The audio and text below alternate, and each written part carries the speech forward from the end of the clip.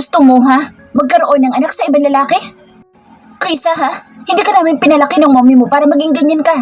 Kaya ginawa namin ang lahat para maikasal ka kay Jeffrey. Para maging maganda ang kinabukasan mo at ang mga magiging apo namin. Kaya huwag mo kami bigyan ng kahihiyan. Mahaba pang sermon sa akin ni Daddy. Dad, pwede ba? Kaya nga pumunta ako dito para makasama kayo ni mommy tapos sermon lang palang maabutan ko dito. Pagmamaktol ko pa kay Daddy, saka tumayo ako para pumunta sa kwarto ko. Pero bago ako makapunta ng silid ay nagsalita ulit si Daddy. Bukas, maaga pa lang ay umuwi ka na. Baka maabutan ka ng asawa mo na wala sa bahay niyo. Mataas na boses na sabi ni Daddy. Fine, Dad. Sabi ko, saka dumiretso na ako sa aking kwarto. Pagdating ko sa kwarto ay pasalampak akong humiga sa kama. Paidlip na sana ako nang tumunog ang aking cellphone. Isang number ang tumatawag na hindi naman ako register sa aking cellphone kaya hinayaan ko na lang ito at baka kung sino lang iyon. Pero maya-maya lang ay tumatawag ulit ito kaya sinagot ko na lang. Hello? Hostess? Kunot no ako ng tanong. Who are you? Tanong ng barito ng boses sa kabilang linya. Sino nga to? Pasigaw kong muling tanong dito. 2 gabi lang tayong hindi nagkita, nakalimutan mo na agad ang boses ko. Tanong nito na parang nang uuyam. Jeffrey, saan mo nakuha number ko, ha? Nagtatakang tanong ko sa kanya. Krisa. Pang-uuyam niyang banggit sa aking pangalan. Kailangan mo pa ba tanungin yan? I'm your husband, remember? Nasaan ka ngayon? Tanong pa nito sa barito ng boses. Pakialam mo ba? Bakit hinahanap pa kita? Iba hindi naman. Panginis kong sagot sa kanya at narinig ko na lang ang buntong hininga nito. Sasabihin mo ba sa akin kung nasaan ka? O ipasusunog ko lahat ng gamit mo? Mariin itong banta sa akin kaya nagngingit-ngit na lang ako sa inis. Nandito ako sa bahay nila Momit, Daddy. Sagot ko sa kanya. Tatanungin ko sana kung nasaan siya pero para ano pa? Wala naman akong pakaalam sa kanya. Okay, umuwi ka na sa mansyon bukas at ayokong umalis ka doon nang hindi nagpapaalam sa akin. Dahil kapag nabutan kung wala ka sa bahay, pupunutin lahat ng gamit mo sa basurahan. Pagbabantaan niya pa sa akin. Buisit ka! Di ba may kasunduan tayo na walang pakialaman? Inis kong sabi sa kanya. Kasunduan mo lang mag-isa iyon at hindi sa akin. Kapag wala ka pa sa bahay pagdating ko, makikita mo. Wika nito sabay pinatayan ako ng cellphone. Nakakainis ka, buisit na lalaki ka! Galit kong anit, ibinalibag ko ang cellphone ko sa kama. Sunubsob ko na lang ang mukha ko sa unan. Sa inis ko sa kanya, tinawagan ko si Crystal para mag-unwind kami at nagpasundo ko sa bahay. Paglabas ko sa silid ay galit na naman si Daddy at sinermonan ulit ako. Ganyan na lang bang gagawin mo sa iyong buhay? Saan ka na naman pupunta? Gabi na lalayas ka pa? Pasigaw na tanong sa akin ni Daddy. Dad, hindi ba pwedeng mag-relax muna ako? Ano pa ba yung kinagagalit nyo? Inagpakasal lang ako sa lalaking gusto nyo para sa akin. Tapos lahat na lang ng kilos ko babantayan nyo? Sagot ko pa kay Daddy. Bigla naman ako sinampal ni Mommy ng malakas sa pisngi. Hindi ka namin pinalaki para sagot-sagutin mo kami ng Daddy mo ng ganyan. Porkat malaki ka na, ganyan mo na kami sagutin? Pabulyaw na sabi sa akin ni Mommy. Napahawak pa ako sa aking pisngi dahil sa sakit ng pagkakasampal sa akin. Ito ang unang beses na sinampal ako ni Mommy. Why did you do this to me? Mariin kong tanong sa kanya. Dahil sumusobra na yung kamalditahan mo. Lahat ginagawa na namin ng Daddy mo para mapabuti ka tapos ikaw pa itong matagas ang ulo. Tandaan mo ito, Krisa. Kapag pinahiya mo kami ng Daddy mo, magkakalimutan na tayo. Sabi pa ni Mommy saka tumaliko dito at umalis. Napakagatlabi na lang ako. Si Daddy naman inapailing-iling na lang at sinundan sa Mommy. Nakakainis naman, no? Nasampal pa ako nang wala sa oras. Maktol ko sa sarili. Kaya pagdating ni Crystal ay kaagad ako sumakay sa kanyang kotse at nagtungo kami sa bar na malapit lang sa mansyon ni Jeffrey. Pagdating namin sa loob ng bar ay umorder kami ng 10 piraso ng soju. Uy girl, maubos pa natin yan? Tanong sa akin ni Crystal. Kulang pa nga yan dahil bad trip ako ngayon. Kailangan kong uminom ng marami. Saka lumagok ako ng soju. Napapangiwi pa ako ng bagya sa mapait nitong lasa. Ano ba nangyari sa'yo, ha? Bakit bad trip ka? Tanong ni Crystal sabay inom din ng alak. Sinampal lang naman ako kanina ni Mommy dahil ka sa Jeffrey na iyon. Ewan ko ba, bakit gano'n na lang nila hinahanga na lalaki iyon? Nakakainis. Sumbong ko kay Crystal saka uminom ako ulit. Well, sampal-sampal ka naman talaga, bestie.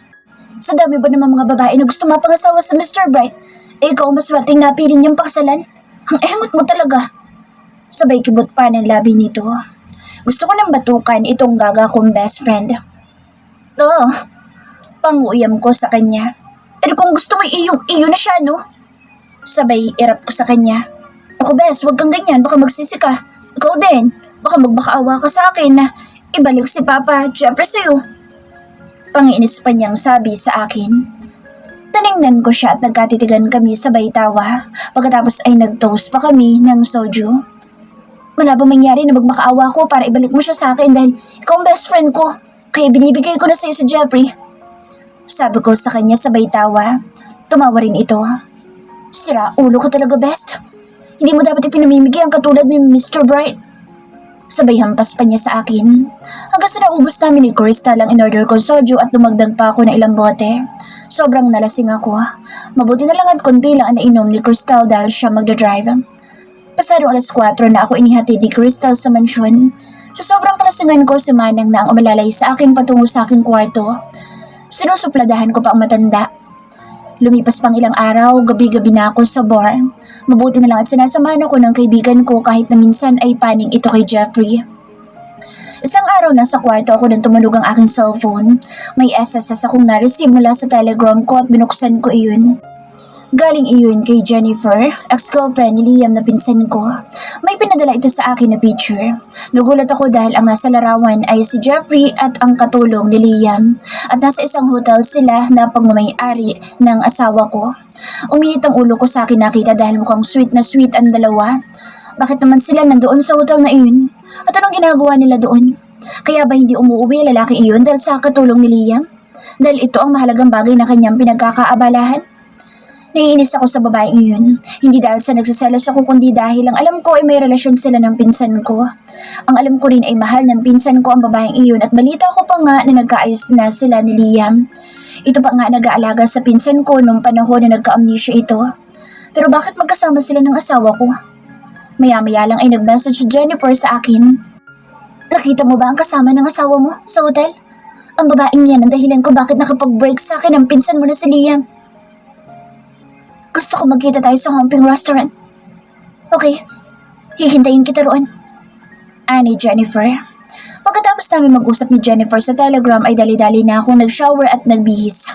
Nakaskirt lang ako at naka-t-shirt na kulay puti. Bit-bit ko ang pouch at dali-dali ako nagtungo sa restaurant kung saan kami magkikita ni Jennifer. Ginamit ko isang sasakyan ng asawa ko na kulay gray na BMW. Mabilis ako nag-drive at nagtungo sa restaurant. Pagdating ko sa restaurant ay nandoon na si Jennifer. Na makita ko siya ay lumapit ako tumalik sa kanya. Naging malapit na rin sa akin si Jennifer dahil naging girlfriend ito ni Liam. Pero simula na magkahiwalay sila ay madalang na lamang kami nagkikita. Wala naman akong pakialam kung sino ang makatuluyan ni Liam at Lance. Ang mahalaga ay mahal nila ang babaeng pakakasalan nila at mahal din sila nito. Ayoko matulad sila sa akin. Umorder muna kami ni Jennifer ng tea. May hangover pa ako kaya tea lang ang in-order ko. Saan mo nakuha ang mga picture na pinadala mo sa akin? Tanong ko sa kanya. Ako mismo kumuha ng picture na iyan. Kitang-kita ng dalawang mata ko na ang asawa mo at ang babaeng kinababaliwan ng pinsan mo ay pumasok sa hotel na iyon. Galing ako nun sa salon, nakatabi lang ng hotel na iyon nang makita ko sila noong isang araw. Wika nito saka kinibot-kibot pa ang labi. Alam ba ito ni Liam? At anong ginagawa nila sa hotel na iyon? Bakit sila magkasama? Sunod-sunod kong tanong sa kanya. Malay ko ba? Ano bang ginagawa ng babae at lalaki na magkasama sa isang hotel? Balik tanong sa akin ni Jennifer. Napaisip ako at naningkit ang aking mga mata. Alangan naman na pumasok lang sila doon para sumayaw ng aring-king-king. Nakanguso ko na sabi, ang sabihin mo malandi talaga ang babaeng yun. Hindi lang naman si Liam ang inaakit niya, pati na rin si Lance. Nang hindi niya siguro makuha sa Lance ay si Liam naman ang pinunteriya niya. At ngayon baka hindi naman siya kontento kay Liam. Ang asawa mo naman ang nilalandi niya. Sabi ni Jennifer. Ang landi talaga ng babaeng yun. Makikita niyang hinahanap niya. Niloloko pa niyang pinsan ko. Galit kong sabi. Sinabi mo pa. Ani Jennifer. Pakiramdam ko umuusok ang aking ilong sa galit kay Shiana dahil mahal siya ng pinsan ko. Pero bakit niloloko niya lang ito? At si Jeffrey pa talaga ang napili niya landiin? At ang gago kong asawa pumayag naman na makipagrelasyon sa babaeng iyon. Alam naman niya na may relasyon si Liam at ang babaeng iyon. Sa galit ko'y dali-dali akong tumayo kahit hindi pa dumarating ang order namin. Lumabas ako ng restaurant at nagtungo sa kotse. Humabol naman si Jennifer sa akin. Saan ka pupunta? Sigaw na tanong ni Jennifer habang nakasunod sa akin. Hahanapin ko babaeng yun at tatapak-tapakan ko hanggang sa madurog siya. Inis kong tugon kay Jennifer. Sumakay ako sa kotse ko at sumama na rin si Jennifer sa akin. Habang nasa biyahe kami ay parang gusto kong paliparin ang sakyan patungo sa mansyon ni Liam. Alam na ba ito ni Liam? Tanong ko kay Jennifer habang nagdodrive. Oo, dahil isinend ko na sa kanya mga larawan na iyan nung araw na nakita ko sila sa hotel. Wika nito. Kumanda sa akin ang babaeng yan. Gigil ko pang sabi. Pakalipas ang ilang minuto ay nakarating na kami sa mansyon ng pinsan ko. Dali-dali akong bumaba sa sakyan at nag-doorbell. Binuksan naman agad ng bagong katulong ang gate. Sumunod naman sa akin si Jennifer. Habang nasa bukana na kami ng pintuan ay naririnig ko na nagkakagulo na sa loob. Naririnig ko rin ang boses ni Liam.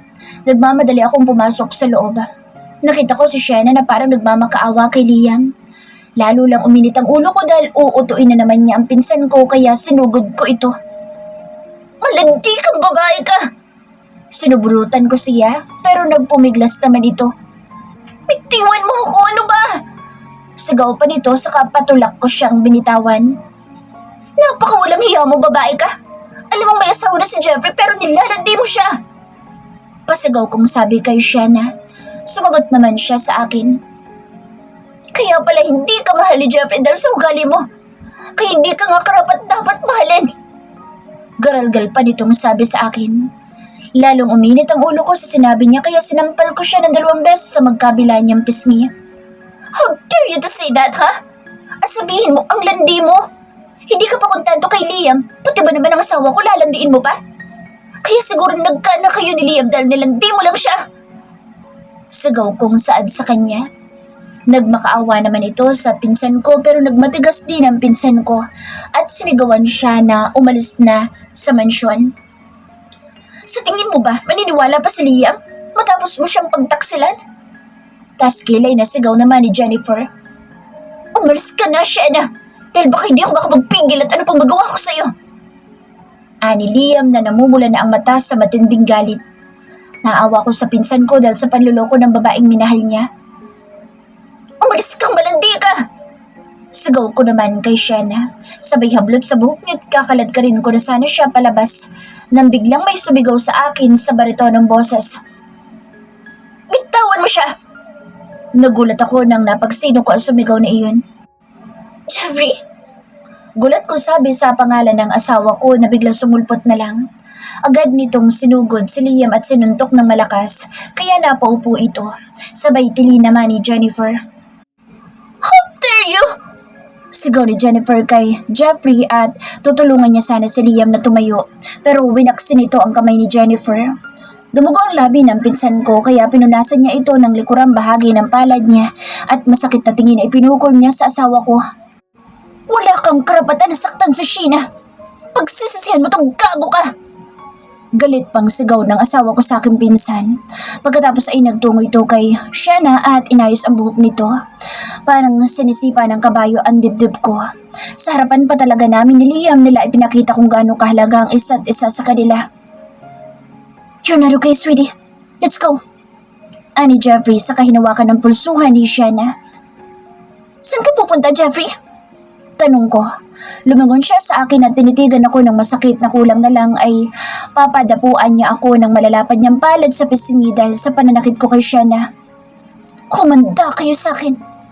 Pagsisisihan niyo itong magpinsan. Tandaan niyo ang araw na ito nang sinaktan niyo ang nag-iisang tao na mahalaga sa buhay ko. Bulyaw pa nito sa amin at pinukulan niya rin sa Liam ng masasakit na tingin sabay hila kay Shiana. Parang namanhid mo kung katawan sa aking narinig. Ang babaeng ito mahalaga sa buhay niya. Grabe siya ha. Tumingin naman ako kay Liam na pulang-pula ang mga mata at sinuntok pa nito ang pader. At nagdurugo ang isa nitong kamao. Agad ako nagpakuha ng first aid kit kay Manang Amparo. Ginamot ko ang kamao ni Liam. Alam ko kung gaano nasaktan ng pinsan ko. Mahal niya ang babaeng iyon ngunit niloko lang siya nito at sa asawa ko pa talaga siya pumatol. Pagkatapos kong gamutin ang mga sugat ni Liam sa gilid ng labi at kamao nito, ay napagpasyahan kong umuwi sa mansyon. Iniwan ko si Jennifer kahit na ipinagtatabuyan ito ni Liam.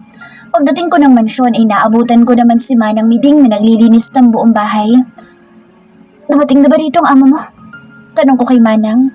Subaglit lang po si senyorito dito kanina. Saka nagmamadali din pong umalis. Sagot ni Manang. So, nagsama na siguro sila ng babae niya. Bullshit! Sabay sipa ako ng vacuum na nakaharang sa daraanan ko. Dumiretso ako sa aking kwarto. Pabagsak kong inihiga ang aking katawan sa malambot na kama. Nakikita ko ang mukha ni Jeffrey kaninang galit na galit at ang paghawak niya sa babaeng iyon, pati na ang pagtawag pa nitong sweetie. I hate them! Harap-harapan niya tayo pinapakita sa akin na wala akong halaga sa kanya. Sabagay, napagkasunduan namin na walang pakialaman. Pero, ganun palang pakiramdam na ikaw ang asawa pero ang atensyon niya sa iba. Wika ako sa aking isipan. Sa sobrang inis ko'y aking ibinato sa sahigang flower vase na nandoon sa gilid ng aking kama. Kaya naglikha iyon ng ingay at nabasag ito. Nagtalsikan pa nga ang mga bubog nito. I hate you, Jeffrey! Sagaw ko sa loob ng aking kwarto. Siguro'y natamaan ang pride ko.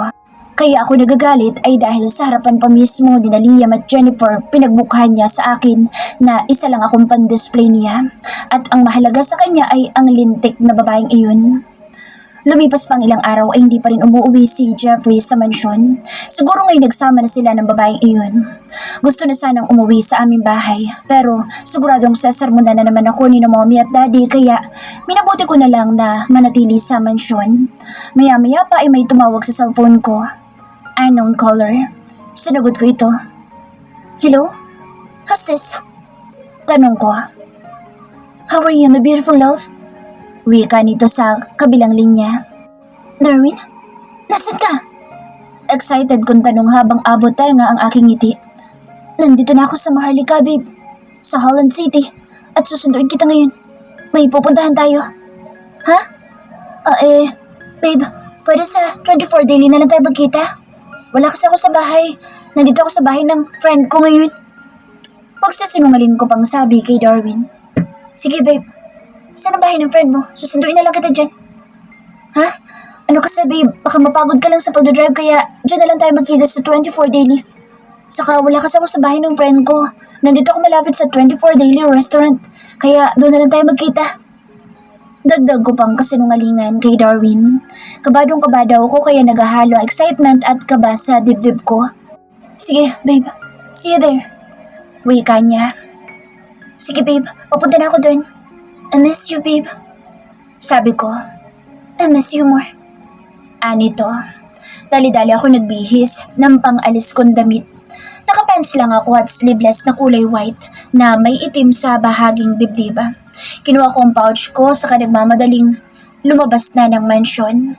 Nang nasa baba na ako ay nakita ko naman si Manang. Hindi ko pinansin si Manang nang tawagin ako nito at tanungin ko saan ako pupunta. Pero bago ako lumabas ng mansyon ay tumawag muna ako sa guard ng subdivision para magpadala ng taxi sa tapat ng bahay. Kaya pagdating ng taxi ay kaagad ako sumakay at sinabi ko sa driver na ihatid ako sa 24 Daily Restaurant. Ilang minuto ay nakarating na ako doon at agad ko namang nakita si Darwin. Lalong kumabog ang dibdib ko. Dapat kong sabihin sa kanya na kasal na ako kay Jeffrey. Pero hindi ko alam kung paano ko sasabihin sa kanya na hindi siya masasaktan. Pagkakita niya sa akin ay dali-dali siyang nagtungo sa kinaroroonan ko at niyakap ako ng mahigpit.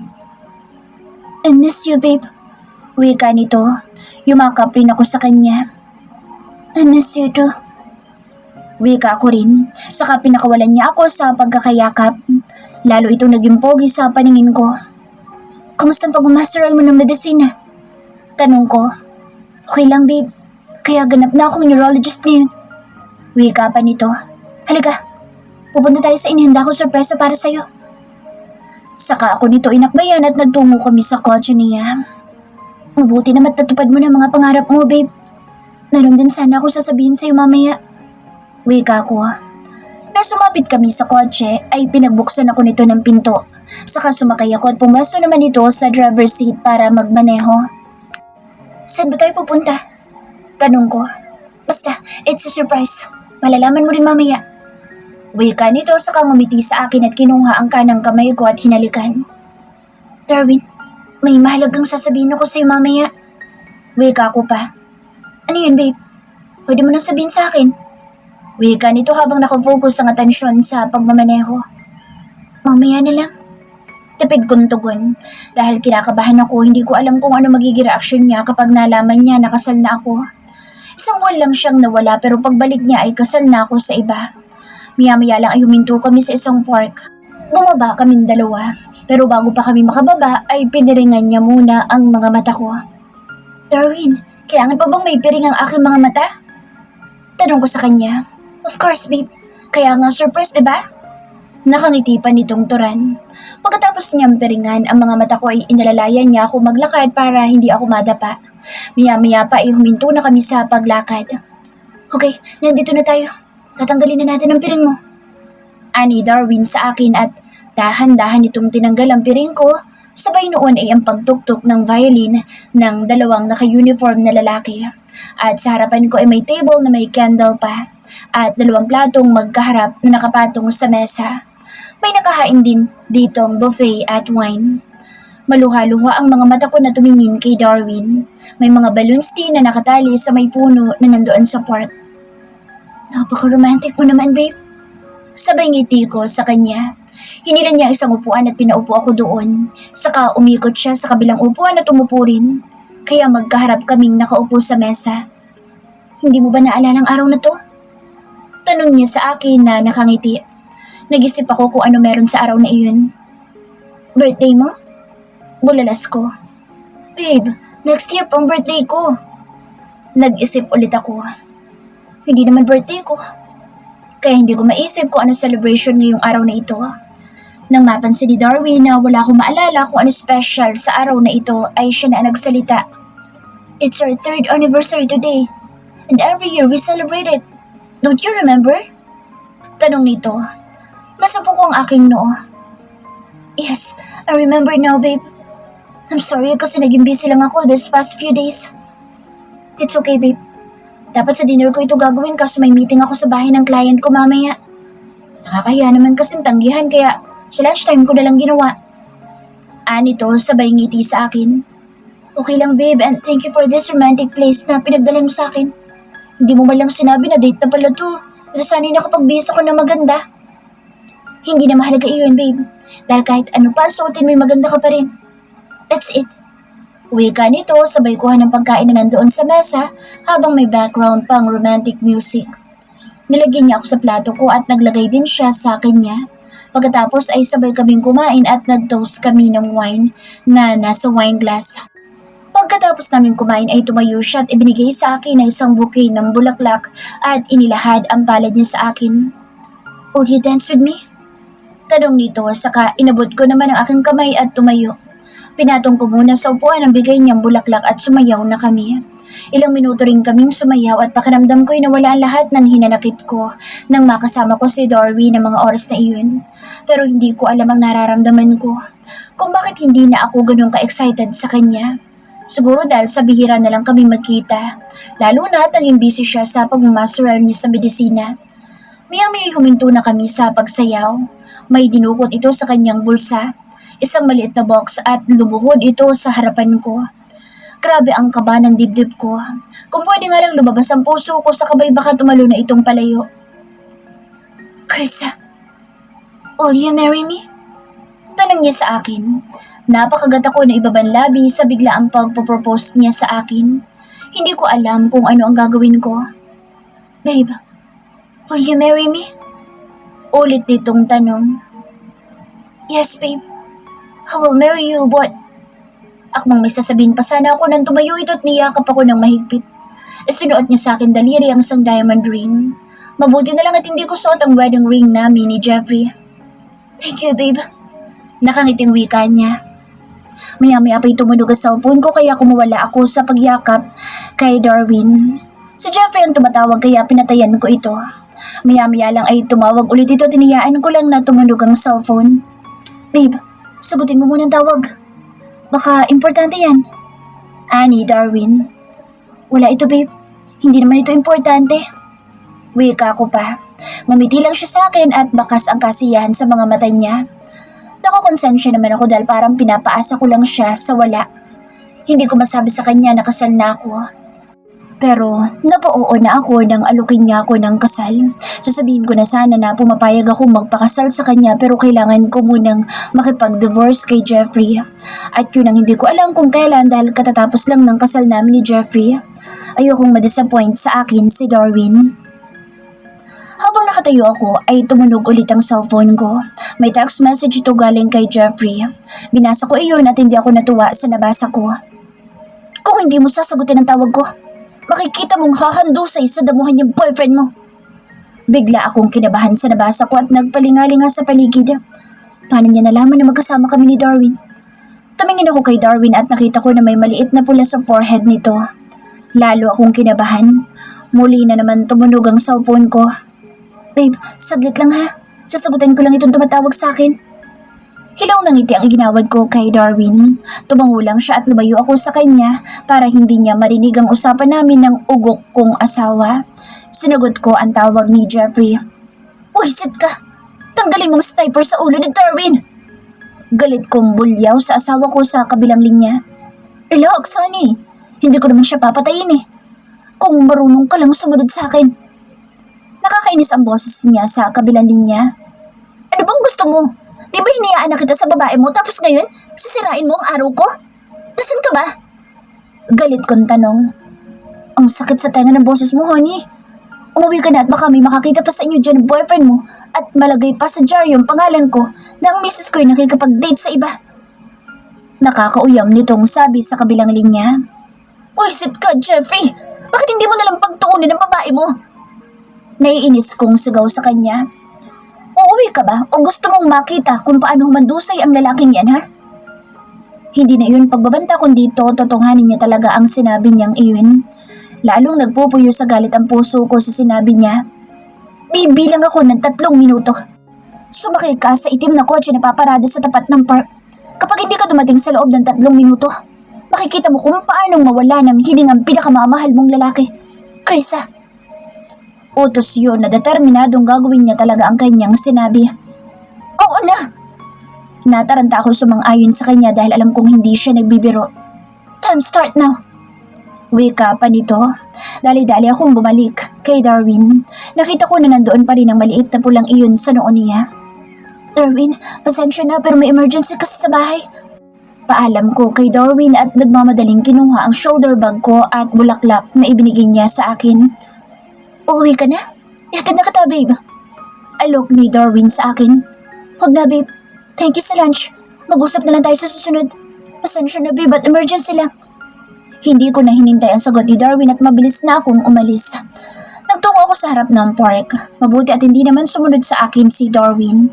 Pagdating ko sa harap ng park, sakto naman ang pagdating ng itim na sasakyan. Bumukas ang tinted window nito at iniluwa ang mukha ng asawa ko na galit. Get inside the car! Madiin pa niyang utos. Nataranta ko sumakay sa likurang bahagi ng driver's seat.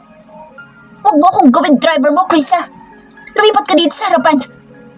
Sabi niya ngunit madiin. Padabog ako lumabas at pabalibag kong isinara ang pintuan ng sakyan. Hindi pa ako nakontento, sinipa ako pa ito. Ano ba problema mo, ha? Mataas na boses kong wika sa kanya. Mag-seatbelt ka at itapon mo yung bulaklak na hawak mo. Kung hindi, ipalulunok ko yun sa'yo. Pagbabanta nito sa akin habang nakataas ang dalawa niyang kilay. Hindi ko itinapon ang bulaklak na hawak ko. Ano siya, hello? Sunod ko ang seatbelt sa aking bewang. Ang kapal naman na mukha mong patutukan ng sniper sa Darwin. Napakawalang modo mo. Bulyo ko sa kanya nang in-start niya na ang sakyan. Shut up! Kung ayaw mong ibangga ko itong kotse nang sa ganun tumigil niyang bunganga mo. Loquacious woman! Lalong umusok sa galit ang ilong ko sa sinabi niyang iyon.